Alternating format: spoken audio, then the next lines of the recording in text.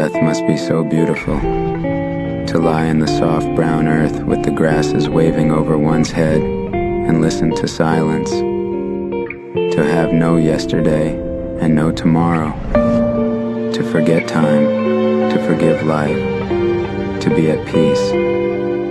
Lately I've been thinking about a quote Marcus Aurelius once said. The quote reads, "It's not death a man should fear, but he should fear never beginning to live." Which brings me to the topic of this video. Most of us are looking forward to nothing but death. And I mean that physically, mentally, and emotionally. And for some of you, sexually. But to put it into perspective, let's discuss the schedule most of us follow. For some of us, we wake up at 8 a.m. then go to a thankless job in order to pay for things that you don't own and won't own. Which is kind of weird because I was reading that you can finance a pizza from Domino's nowadays, which is fucked up. It's a fucked up world we live in today. But yeah, moving on. And finally you go back home at 5 p.m. just in time so you can sit down and consume as much media and food as humanly possible. Just wishing it was the weekend already so you can do the same shit you do every day, which is nothing. And well, this is the schedule a average person has. But for other people, the schedule is a little bit different. They start by waking up and beating their meat maliciously, followed by the meal that consists of mostly empty calories, such as chips, ice cream, waffles, whatever they can find in the fridge. Anything that's cheap and easy to snack on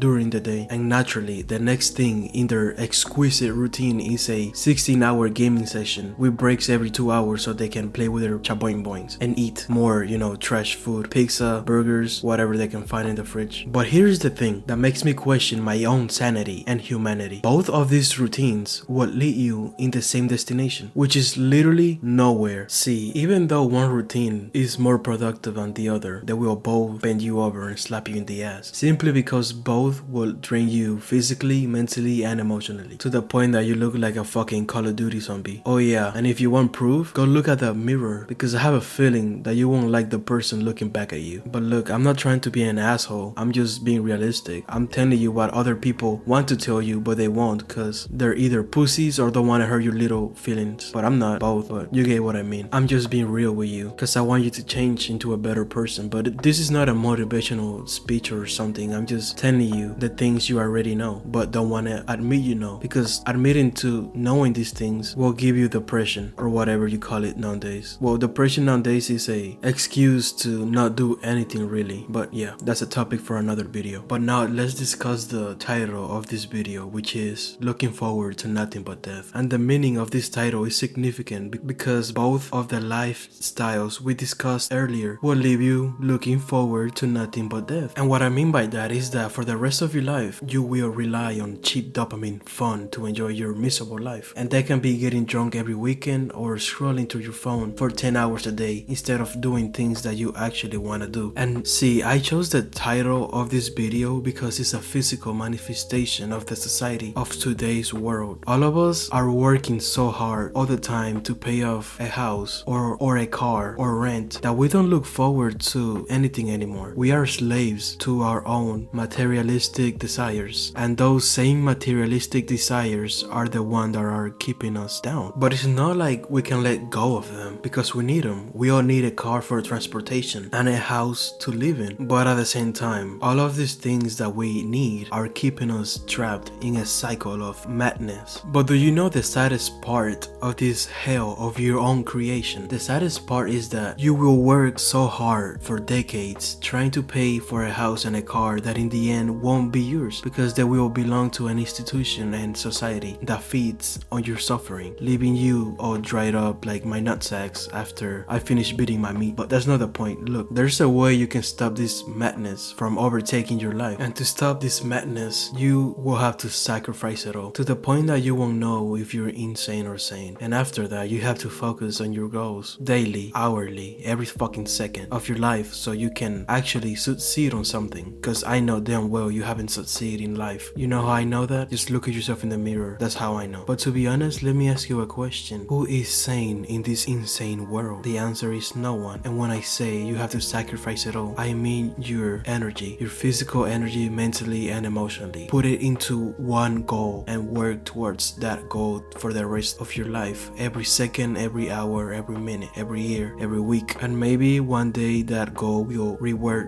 you financially so you can escape this fucking hell of your own creation. But well, if you like this video, make sure to eat your vegetables so the IRS can't tickle your pickle. But that's it. See you motherfuckers next time. Bye bye.